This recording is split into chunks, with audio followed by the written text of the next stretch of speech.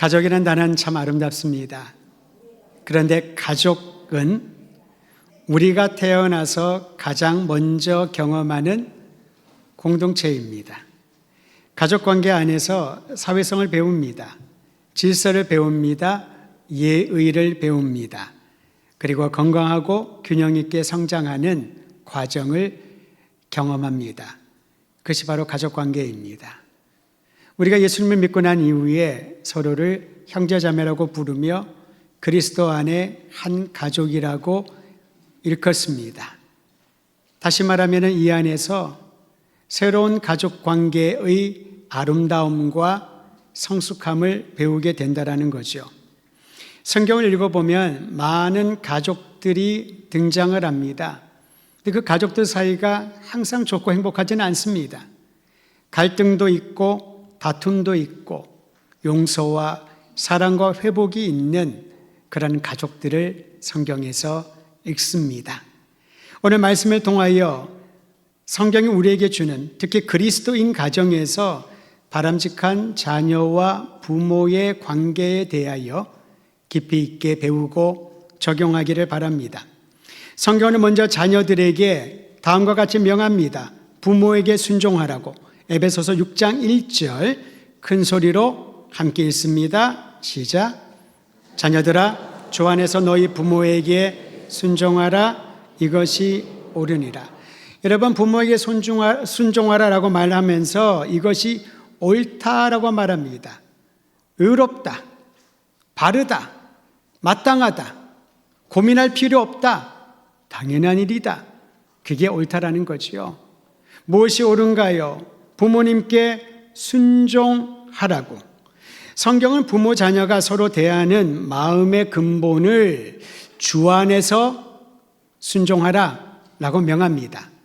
주 안에서라고 하는 것은 주님을 대하는 것처럼 그렇게 부모님을 대하라는 거지요. 여러분, 이 주 안에서라고 하는 말이 참으로 중요합니다. 내 마음 내키는 대로 또는 부모님이 나에게 어떻게 해주셨는지에 따라서 부모를 향하여 자녀가 행동하라는 것이 아니지요. 주 안에서 주님을 대하는 것처럼 부모님께 순종하라. 이것이 자녀의 본분이요 옳고 마땅한 일이라는 것입니다. 그런데 죄로 인하여 인간이 타락하면서 마땅히 해야 할 일, 옳은 일을 하지 않는 그러한 성향이 생겼습니다. 그게 바로 죄입니다. 하나님께 순종하는 것이 마땅하지만 불순종하는 방향으로 나가게 합니다. 하나님의 말씀을 기억하고 명령을 따르는 것이 마땅하지만 그 반대의 일을 하려고 합니다.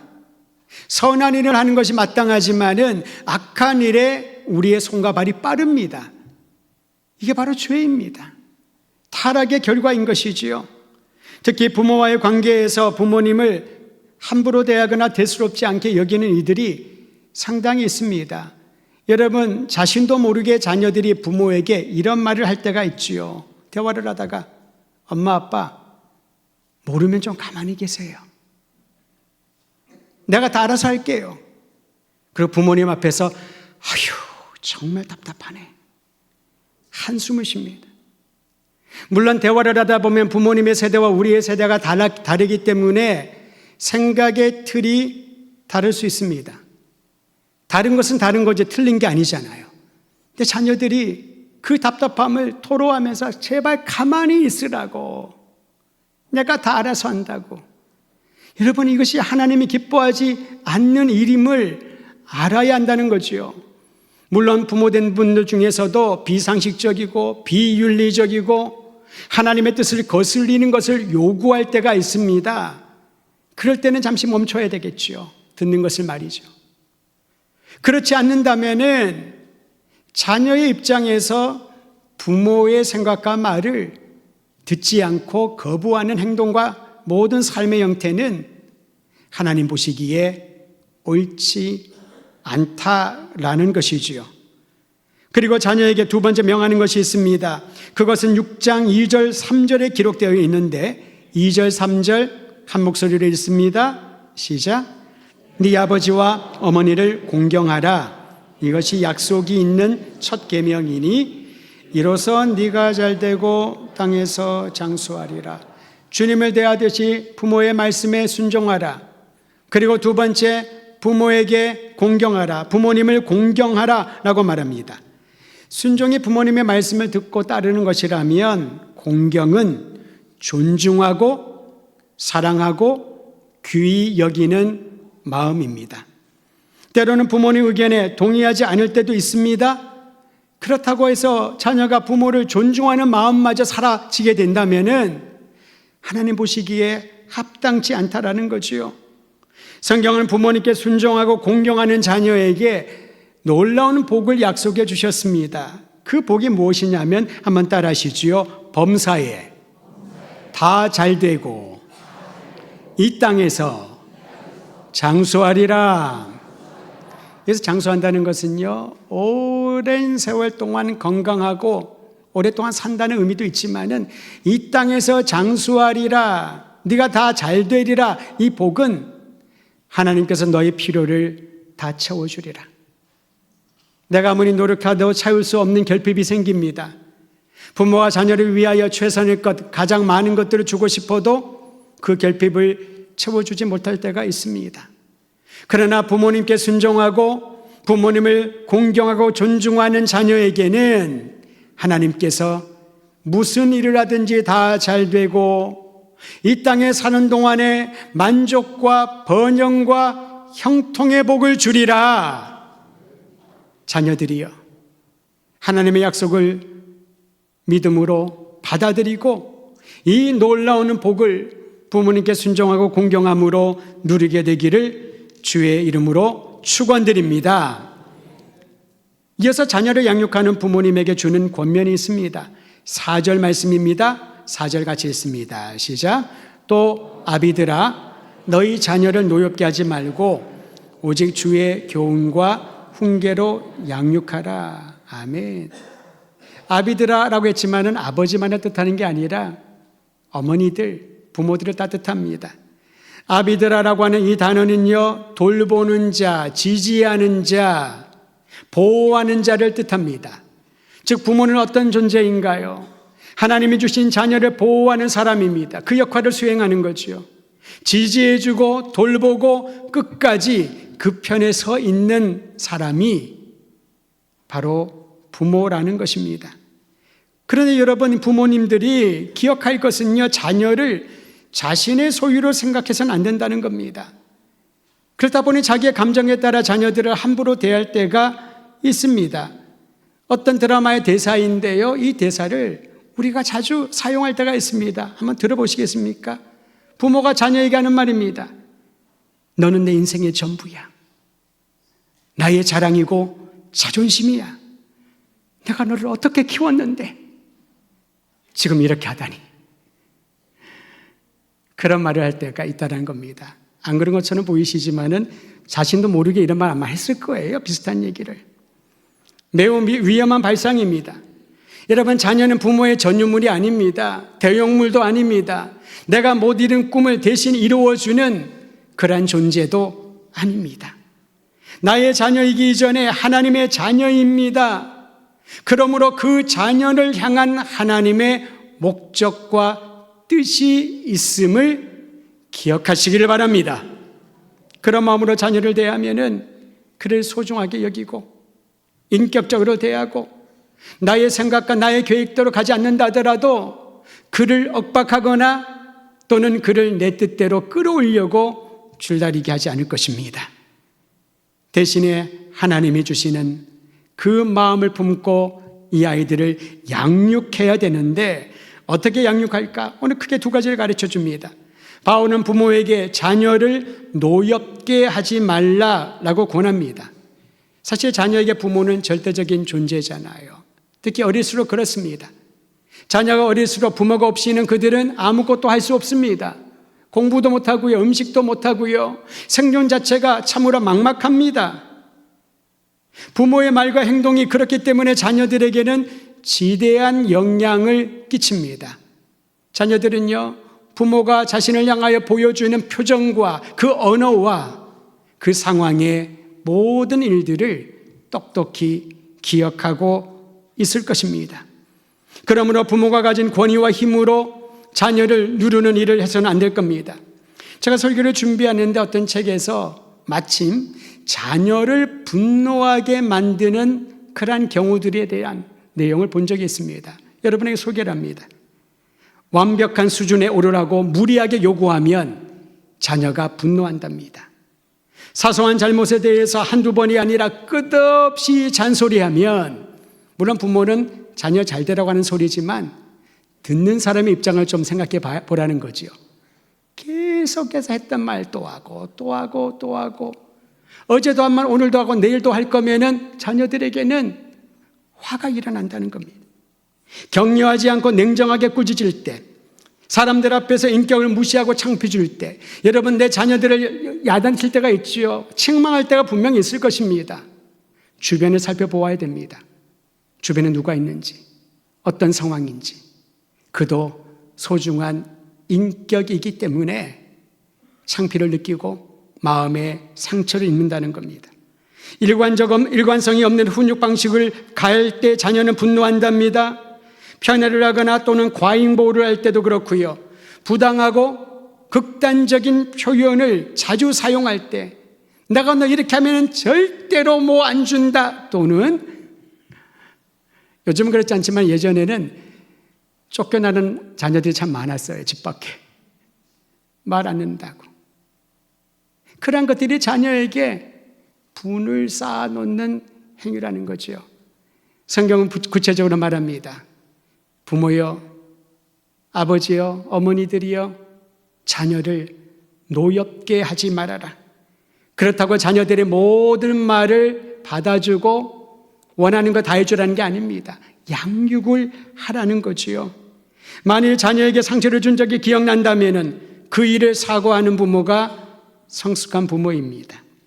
체면이 깎이고 못난 사람이 되는 게 아닙니다. 자신의 잘못을 인정하는 것은 성숙하고 괜찮은 어른이 보여주는 너그러움입니다. 어떤 분이 책 리뷰를 하는데요, 수많은 책들 중에 좋은 책들을 소개하면서 그분이 이제 60이 됐나 봐요. 그러면서 이제 60이 되어 가면서 자기가 생각 중에 괜찮은 어른이 좀 되었으면 좋겠다. 그래서 책을 찾던 중에 마침 책 제목이 괜찮은 어른이 되는 것. 제 마음에 큰 울림이 있었습니다. 나는 정말 괜찮은 어른인가? 나는 어른다운 어른인가? 나는 그리스도인으로서 우리의 자녀들에게, 우리 다음 세대에 기억에 남을 만한 흔적을 줄 수 있는 그러한 어른인가? 우리 시대에 어른다운 어른들이 많다면은 우리의 자녀들은 그 어른들을 통하여 보호받을 겁니다. 인격이 아름답게 성숙될 겁니다. 그들이 진정한 가치를 발견할 수 있는 기회를 얻게 될 것입니다.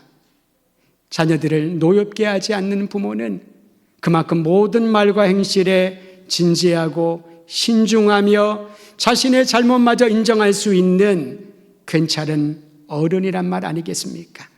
저는 우리 모든 부모들이 주님 보시기에 경건한 부모일 뿐만 아니라 우리의 자녀들에게 존경받고 괜찮은 부모로 기억되기를 간절히 소망합니다. 부모가 자녀를 위하여 반드시 해야 할 일이 있다고 합니다. 조금 전에 읽은 6장 4절 하반절에 보면 한번 따라 하시죠. 오직 주의 교훈과 훈계로 자녀를 양육하라. 주의 교훈과 훈계로 자녀를 양육하는 것이 부모의 사명이라는 것이지요. 이 구절을 다른 번역으로 읽어봤더니 이런 뜻입니다. 주의 훈련과 가르침으로 자녀를 양육하십시오. 주님이 주시는 훈련과 훈계로 자녀를 양육하십시오. 주님의 정신으로 자녀를 교육하고 경계하며 잘 키우십시오. 여러분 어떤 의미인지 아시겠지요? 주님의 정신과 주님의 마음으로 우리 자녀를 양육하고 훈계하고 잘 키우라는 것입니다. 자녀에게 올바른 기준과 적절한 행동을 가르칠 수 있는 것, 그러려면 지침이 있어야 되지요. 주님의 말씀으로 가르치라는 겁니다.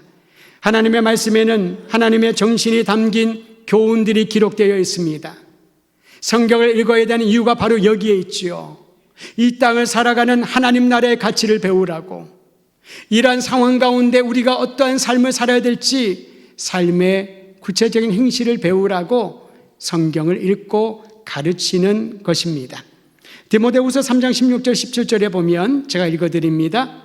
모든 성경은 하나님의 감동으로 된 것으로 교훈과 책망과 바르게 함과 의로 교육하기에 유익하니 이는 하나님의 사람으로 온전하게 하며 모든 선한 일을 행할 능력을 갖추게 하려 함이니라. 부모가, 선생이 제자를, 자녀를 양육하는 목적이 분명합니다.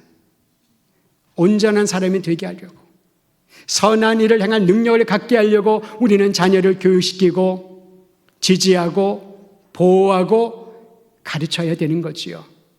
그들이 사회에 살아가는데 먹고 사는 문제가 걱정 없도록, 그들이 사람들에게 꿀리지 않는 자랑거리가 되도록 교육시키고 투자하고 지원하는 게 아니라는 겁니다. 하나님 앞에 온전한 사람이 될 수 있도록, 이 사회에 생명을 전하는 사람이 될 수 있도록, 선한 일을 행할 능력을 갖출 수 있도록 그들을 주의 말씀으로 교육하고 양육하라는 것이지요. 저는 이것이 사명인 줄 알고 우리 부모들이 자녀들을 주의 말씀으로 훈육하게 되기를 간절히 축원드립니다. 하나님의 말씀에 대하여 성경 전체가 우리에게 가르쳐 주지만 그중에 시편 119편은 매우 축약하여서 어떻게 하나님의 말씀으로 가르칠지, 말씀으로 양육받은 이들이 어떻게 변하는지를 우리에게 보여주고 있습니다. 하나님의 말씀은 정직한 마음과 의로운 판단과 깨끗한 행실에 대하여 가르쳐 줍니다. 하나님의 말씀은 죄악된 것들을 거부하는 성품을 갖게 가르쳐 주고요, 하나님 경외해야 하는 믿음을 가르쳐 줍니다. 하나님의 말씀은 구원의 은혜를 사모하며 이 땅에 살지만 천국 소망을 품고 사는 사람으로 변화시켜 줍니다. 하나님의 말씀은 평생 주님만을 의지하고 세상에 거룩한 영향력을 끼치는 비전에 집중하게 만듭니다. 또한 하나님의 말씀은 세상에 주는 일시적인 번영이 아니라 하나님이 주시는 형통의 복을 갈망하는 열정을 가르쳐 준다는 거지요. 저는 모든 부모들이, 또한 영적인 부모된 우리들이 자녀들에게, 영적인 또한 자녀들에게 하나님의 말씀을 통한 이 아름다운 유익을 경험할 수 있도록 가르치고 또 돌보아주고 지키는 역할 잘 감당하게 되기를 소망합니다. 하나님의 말씀과 더불어 주님의 훈계로 자녀를 양육하라라고 명합니다. 여기서 훈계라고 하는 단어는요, 마음의 색이다라는 거지요. 아무리 좋은 것도 오른쪽 귀로 들었다가 왼쪽으로 나가면은 아무런 의미가 없습니다. 아무리 얘기해도 귀를 막고 있으면, 들을 귀가 없으면은 무의미하지요. 그래서 마음의 색이라라고 명합니다. 주님의 말씀을 마음에 새기며 자녀를 양육하여라. 잠언 4장 23절에 이렇게 기록합니다. 모든 지킬 만한 것 중에 더욱 네 마음을 지키라. 생명의 근원이 마음에서 나오니라. 우리의 자녀들의 마음을 살피시길 바랍니다. 부모들도 자신의 마음을 살피길 바랍니다. 내가 이 일을 하고 이 말을 하는 마음의 동기가 어디에 있는지, 마음에 그 마음에 부패하고 상하고 지쳐 있다면은 하나님 앞에 엎드려 주님의 위로와 충만한 은혜를 사모하는 것이 먼저일 것입니다. 내 마음이 건강해야 자녀들에게 건강한 마음을 가질 수 있도록 그 마음에 생명의 말씀을 새길 수 있으니까요. 내 마음이 성령으로 충만해야 자녀들에게 성령의 충만함을 말할 때에 그것이 능력이 되고 그 가르침과 양육이 그들의 생명을 주도하는 역사가 나타나게 될 것입니다. 저는 우리 아이들 영유아부뿐만 아니라 노년에 이르기까지 하나님의 영으로 충만하여 그 마음에 새겨진 주의 말씀이 우리의 갈 길을 한 걸음 한 걸음 인도해 주시기를 간절히 소망합니다. 자녀를 위해 부모가 해야 할 일, 더 중요한 일이 있다고 합니다. 그것은 진리의 말씀을 마음에 새기되 자녀가 예수님의 성품을 닮아갈 수 있도록 양육하는 것입니다. 이것이 바로 주의 훈계로 마음에 새겨야 될 주님의 말씀인 것이지요. 예수님의 성품을 닮아가게 하소서. 이거는 자녀뿐만 아니라 부모도 예수님의 성품을 닮아가는 부모가 될 수 있도록 끝까지 힘을 써야 될 것입니다. 여러분, 예수님의 성품을 어떻게 설명할 수 있을까요? 가장 분명한 예수님의 성품이 바로 성령의 열매입니다. 성령의 열매를 보면 예수님의 성품을 우리는 배우게 됩니다. 성령의 열매를 맺게 되면 예수님의 성품을 닮아가는 부모와 자녀, 가족을 발견하게 됩니다. 여러분, 알고 출입하시는 분도 있겠지만 혹시 모르고, 아직까지 모르고 출입하는 분이 있을까 봐 알려드립니다. 우리가 현관에 자동문이 있잖아요. 그 문에 띠로 만들어 놓고 9가지의 단어를 거기에 써놓았습니다. 그게 바로 성령의 열매입니다. 그저 들락날락 하는 게 아니라, 출입을 위해서 들락나는 게 하는 게 아니라 이 문을 들어오고 나가면서 예수님의 성품을 담는 성도들, 성령의 열매를 맺는 가족들 되게 하여 달라고. 그 성령의 열매를 새 번역 성경에 보면은 다음과 같은데요, 그 단어를 9가지 써놓았습니다. 오늘 다시 한번 보십시오. 성령의 열매 예수님의 성품은 다음과 같습니다. 사랑과 기쁨과 화평과 인내, 친절과 선함과 신실과 온유와 절제. 성령의 열매 9가지를 잘 외운다고 칭찬받고 싶습니까? 그건 진정한 칭찬이 아닙니다. 그 열매가 내 삶에 맺혀져야 예수님의 성품인 그 열매들이 나의 인생을 통하여 나타나가 자녀들이 예수님을 닮아가는 이 사랑과 기쁨과 화평과 인내와 친절과 선함과 신실함과 온유와 절제를 발견하게 될 때에 우리는 비로소 하나님께, 주님, 제가 부족하지만 그래도 부모의 역할을 했군요.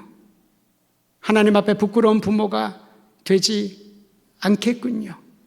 자녀가 이 열매를 맺을 때 하나님의 부모를 통하여 주신 그 말씀을 기억하면서 나에게 이 아름다운 열매의 모범을 보여주신 부모님이 계셔서 참 감사합니다.